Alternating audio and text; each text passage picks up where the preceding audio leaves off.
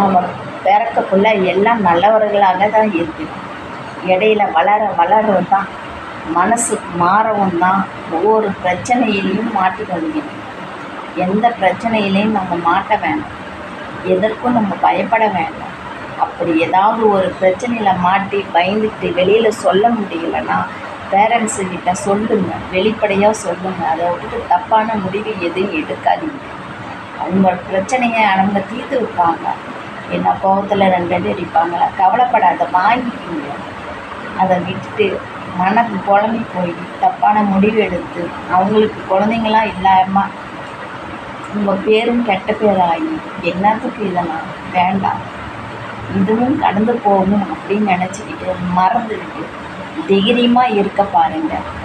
நம்மளாம் வாழ பிறந்தவங்க, சாகிறதுக்கோசரம் இல்லை. நல்ல முடிவு எடுங்க எதுவாக இருந்தாலும்.